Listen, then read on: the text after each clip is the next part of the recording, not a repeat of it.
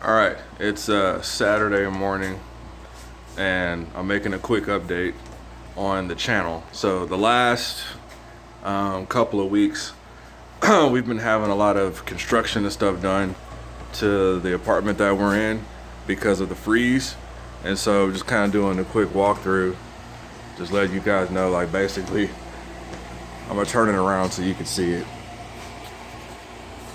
This is the roof. They basically tore out most of the roof. We had some leaking in our emergency fire system, and so they basically had to come in, take out all the wet drywall to make sure there's not any mold, and there wasn't any. And so it's been like this for the last week and a half or so. And the funny thing about it, you see the wall, like this is usually where you kind of see the backdrop of where I have like those pictures of the beach and the ocean and stuff like that. So we're already in moving mode. I'm gonna be moving at the end of this year anyway. They took our blinds down. This right here is it's a dehumidifier. And so what it does is it basically takes the moisture that's in the air, filters it, makes water out of the humidity in the atmosphere, and I'm trying to maneuver this, and it puts it into this trash can. So this is full of water. Actually they need to come dump it. There's a bunch of water that's in there. And these are fans. And so a lot of this has kind of taught us, I'm moving my hand around, about, preparation with water. I know I was going to talk about water a couple weeks ago, and it's funny because a month ago,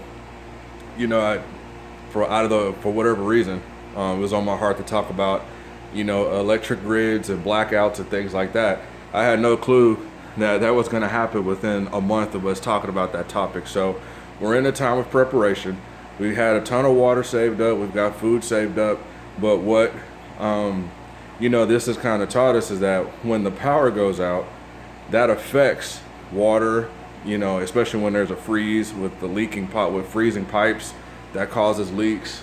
For about 4 or 5 days or so, when our water was off, I had to basically truck it down maybe like 100 yards or so with buckets, 5-gallon buckets of water, to fill a bucket up with a hose, walk it way back over here, dump it in the toilet so kids can use the bathroom, we can use the bathroom. So it's taught me a lot more about preparation, what happens when things, I guess, that you prepare for or didn't prepare for because you didn't know.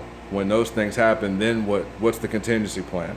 And so it's been a real learning experience for us.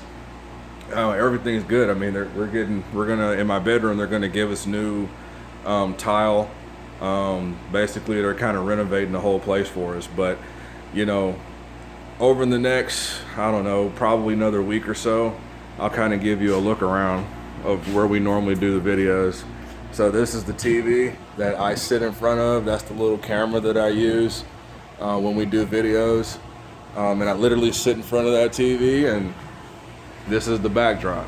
So won't be able to do a video today. We weren't able to do one last week. So when they get all this patched up, we'll be back on the channel probably next Saturday to do another video and just kind of keep talking about things that are happening.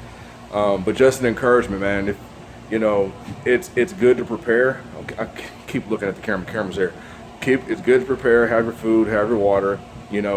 Generators if you could do that. Solar if you could do that. This has taught us a lot. And so it's good to have things already saved up and stored up. But when testing times come, it's going to show you the gaps in your prep. And that's kind of what this did for us, is it showed us some gaps and some things that we hadn't considered before.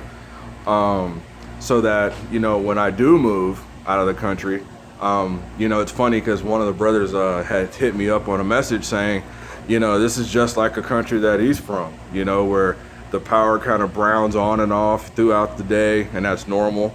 The hot water heater sometimes doesn't work because the power's out, so you have to go, put a bucket or put some sort of cistern or something of water on top of the roof, let the sun heat that to get the water hot, then bring that down and take baths with cups of water. So in America and North America, we've kind of had it good for a long time. A lot of these other nations are normal, or this is normal, where power comes in and out, water gets shut on and off, and they have to basically have a lifestyle of preparation, so when that stuff happens, they're able to keep functioning like normal.